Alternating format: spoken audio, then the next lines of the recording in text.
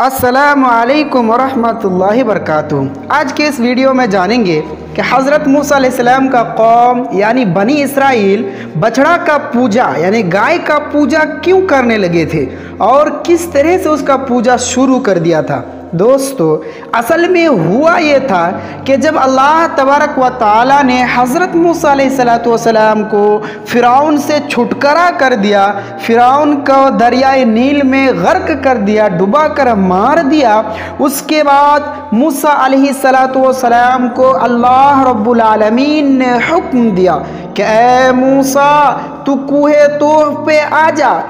اور وہاں آ کر کے 40 دن کا تو قیام فرما، اعتکاف کر، رب کریم سے ملاقات کر۔ اس کے بعد جب نبی کریم حضرت موسیٰ علیہ السلام اللہ رب العالمین سے ملاقات کرنے کے لیے کوہ طور پر تھے تو اپنے بھائی ہارون علیہ السلام کو پوری ذمہ داری دے کر کے گیا۔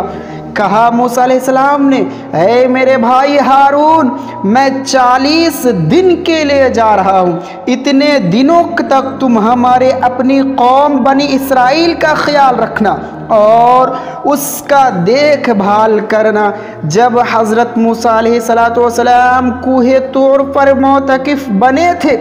تو سامری نامی شخص جو کہ موسیٰ علیہ السلام کی قوم کا تھا، اس نامی شخص نے آپ کی غیر موجودگی کو غنیمت سمجھتے ہوئے اس کا فائدہ اٹھایا اور یہ فتنہ برپا کر دیا کہ اس نے بنی اسرائیل کے سونے چاندی کے زیورات کو مانگ کر پگھلایا اور اس سے ایک بچڑا پہنایا،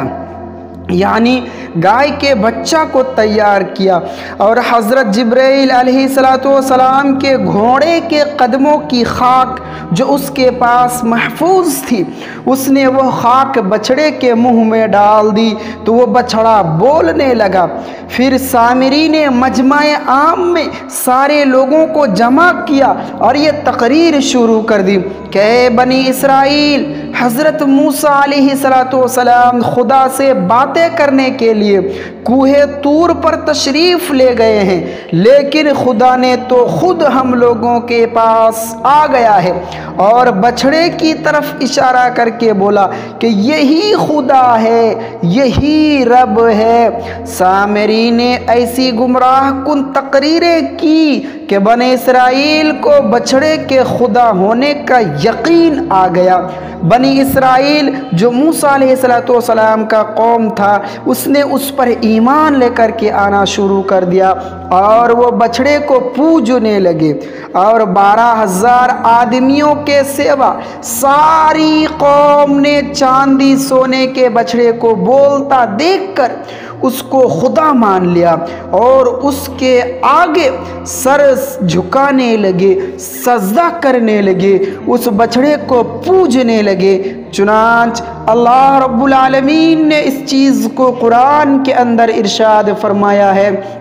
کہ اور موسیٰ علیہ السلام کے بعد اس کی قوم اپنے زیوروں سے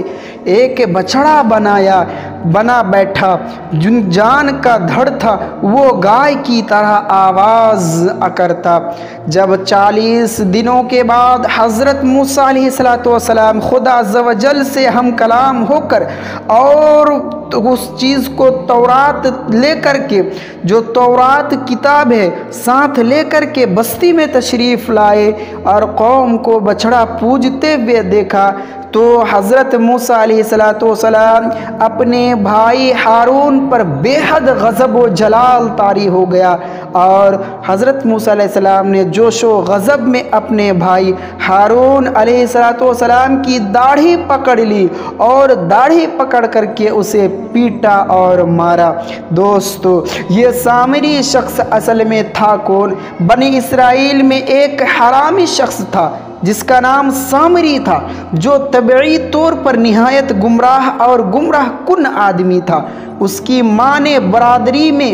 رسوائی اور بدنامی کے ڈر سے اس کو پیدا ہوتے ہی پہاڑ کے ایک غار میں چھوڑ دیا تھا، اور حضرت جبریل علیہ السلام نے اللہ کے حکم سے اس کو اپنی انگلی سے دودھ پلا پلا کر پالا تھا،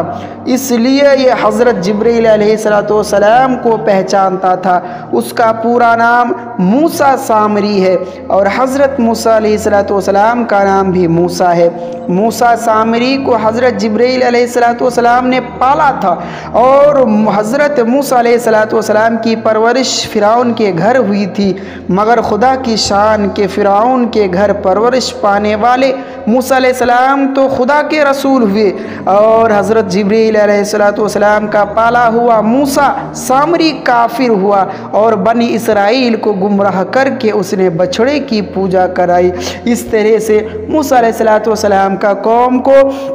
پھر سے سامری شخص نے گمراہ کر دیا۔ دوستو، یہ تھا اسلامک ویڈیوز، اور اس چینل میں اگر پہلی بار آئے ہیں تو ضرور سبسکرائب کر لیجئے، اس لیے کہ اس طرح کے اسلامک ویڈیوز اپنے چینل میں ڈالتے رہتا ہوں۔ پھر ملتے ہیں اگلے ویڈیوز میں، تب تک کے لیے اللہ حافظ۔ السلام علیکم ورحمۃ اللہ۔